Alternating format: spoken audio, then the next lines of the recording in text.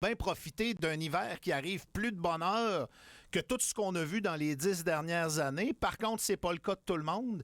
Et le Mont-Sainte-Anne, encore une fois cette année, a éprouvé des problèmes, ce qui fait en sorte que l'ouverture a été retardée, ni plus ni moins. Oui, la semaine passée, ça a été annoncé publiquement. C'était un nouveau câble qu'on devait installer sur 300 pieds pour être en mesure de faire fonctionner plusieurs installations électriques, tant sur la base qu'au sommet, mais on parlait entre autres de tout ce qui était canon à neige. Fait que l'ouverture devait avoir lieu le 6 décembre. Là, on a reporté ça au 13 décembre. Dans la plus récente mise à jour, on dit que jusqu'à maintenant, les tests semblent concluants. On fait réénergiser la ligne. C'est des beaux grands termes pour tout ça, mais je sais qu'il y en a qui nous ont dit qu'ils avaient vu que les canons à neige avaient commencé à fonctionner du côté du Mont-Sainte-Anne, mais on dirait que d'une année à l'autre, il y a tout le temps une tuile qui s'abat. Ouais. Oui, sur le Mont-Sainte-Anne, mais surtout, puis c'est un peu ce qu'on avait souligné la semaine passée, c'est pour tous les commerçants qui sont dans le secteur, pour qui l'hiver est quand même une manne assez importante, surtout un hiver qui s'installe de bonne heure comme cette année. Si c'est juste une bad luck d'une année, ça devient anecdotique. Exact. Mais dans le cas du Mont-Sainte-Anne, on s'entend que les dernières années ont vraiment été difficiles.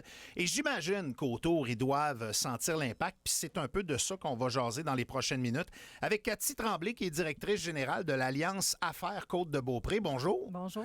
Bien, merci d'être passé en studio en passant. Merci de m'accueillir, c'est gentil. Vous représentez combien de commerçants au total tout? On est un peu plus de 200 entreprises de la région, puis on rayonne un peu plus grand. Là. On en a aussi à Beauport, Charlevoix, donc autour, Île d'Orléans. Là. J'imagine que pour la plupart, le Mont-Sainte-Anne a des problèmes. Ça vous amène des problèmes aussi, là? Oui, bien, on va appeler ça des défis. Oui, c'est constructif, c'est positif, j'aime ça. C'est ça, c'est certain que pour la région, ça envoie une vague d'inquiétude, on se le cachera pas. Là. Je ferai pas l'autruche avec vous ici aujourd'hui. Là. C'est certain qu'il y a l'historicité aussi qui fait en sorte qu'on devient encore plus nerveux, je pense. Mm-hmm. Mais c'est ça, la région, tu sais, nous, quand ça arrive, ben, on se mobilise tout le monde pour communiquer que la région n'est pas fermée. La région est vivante. Même la montagne n'est pas fermée. Ouais. Elle est fermée au ski alpin, mais dans le fond, il y a d'autres choses qui sont en place. Exactement. Tu sais, le ski de fond est disponible. Il y a des kilomètres et des kilomètres de ski de fond. Le fat bike. Tu sais, fait que la montagne vit quand même. J'étais là ce week-end, puis c'était bien plein là, de gens qui profitaient. Donc, c'est ça. On essaie d'éviter le plus possible que les gens pensent que notre région est plus accueillante parce qu'il n'y a plus de ski alpin, mais tout au contraire, il y a vraiment d'autres choses à faire. Est-ce que les gens des business alentours sont en conversation avec les gens qui gèrent le Mont-Sainte-Anne dans les dernières années pour essayer de comprendre qu'est-ce qui est arrivé, puis pourquoi les problèmes s'accumulent, puis peut-être essayer... Avoir certains engagements, peut-être. Oui, puis essayer de faire partie de la solution si c'est possible. Oui, bien, la communication, je dirais que elle se fait plus entre nous. On est un peu... on est en latente, là, dans le fond, comme tout le monde. Tu sais, autant des bonnes nouvelles qui vont s'en venir avec les investissements qu'ils ont annoncés. Qui sont toujours pas concrétisés, ce qui est pointé du doigt, entre autres. Là. C'est ça, on attend toujours la conclusion de cette fameuse entente. Donc, voilà, c'est ce que je peux dire... pour la communication. Ouais. Est-ce que, de votre point de vue, le gouvernement devrait s'investir plus, justement, pour donner un coup de pouce au business dans la région? Parce que c'est comme plusieurs avertissements là, qui commencent à s'empiler. Là, nous autres, on fait de la radio, on est ben niaiseux, on fait des jokes avec ça, les histoires de remonte-pente, puis les histoires de passer à travers le plancher, puis tout. Mais vous autres, là, ça a des impacts. Là. Oui, bien, je le sais, tu sais, notre organisation est en communication constante avec notre député de la région. Ils font vraiment des efforts. Sincèrement, là, ils ont la région à cœur, ils défendent notre région, ils veulent que ça fonctionne, ils lâchent pas le dossier, là, vraiment. On le voit pas parce qu'on n'en entend pas parler, mais à l'interne, là, ça bouge vraiment beaucoup, on le sait. Est-ce que les ratés répétés, justement, de la portion ski alpin ont fait que la région se développe autrement maintenant qu'on essaie de padder ça parce que c'est rendu qu'on le voit venir, là, c'est même plus drôle, là.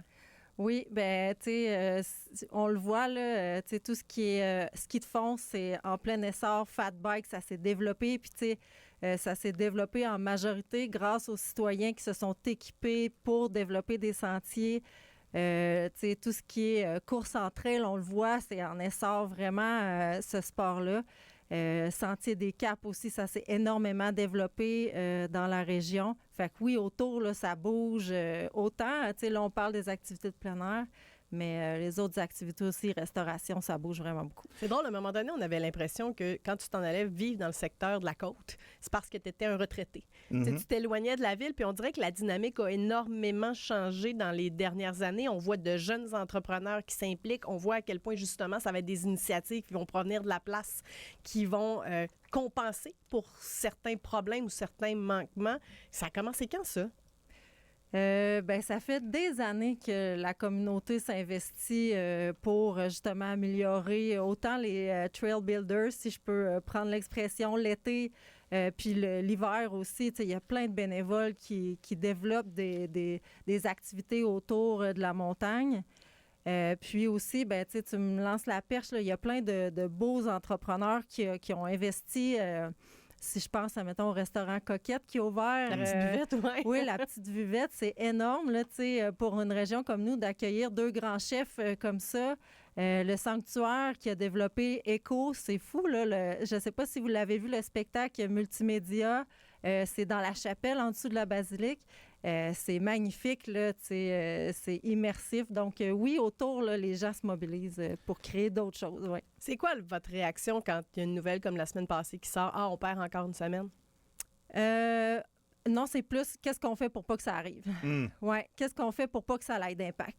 Pour pas que les gens pensent qu'on peut plus venir dans notre région. Fait qu'on le prend vraiment, c'est ça. On se lève de bonne heure, puis c'est quoi les stratégies, comment qu'on peut véhiculer que ça fonctionne quand même. Puis pas qu'on n'est pas conscient de l'impact, on est super conscient, là, vraiment. Mais c'est ça, il y a d'autres choses autour. Ouais. Faites-nous un pitch de vente, là, parce qu'il y a des gens qui ont le goût là, de se changer les idées à l'approche des fêtes ou peut-être faire du magasinage, mais loin des centres d'achat. Là. Organisez-nous une journée. Là. Mettons qu'on part en char avec la famille puis qu'on s'en va dans votre coin. Oui. Bien, c'est le fun que tu me fasses faire cet exercice-là. Moi, en tout cas, avec la famille, c'est sûr que j'irais Sentier des Caps. Si on a envie de découvrir, parce que c'est un point de vue qu'on a rarement. Les sentiers nous mènent sur le bord de la falaise du fleuve Saint-Laurent. C'est magnifique, c'est à couper le souffle. Il y a des sentiers pour tous les niveaux. Après Qui sont praticables même en hiver comme ça, il n'y a pas de problème. Oui, absolument. Le secteur Saint-Tite, c'est raquette l'hiver, mais si on va dans le coin de Charlevoix, il y a du ski de fond. OK. Donc, voilà.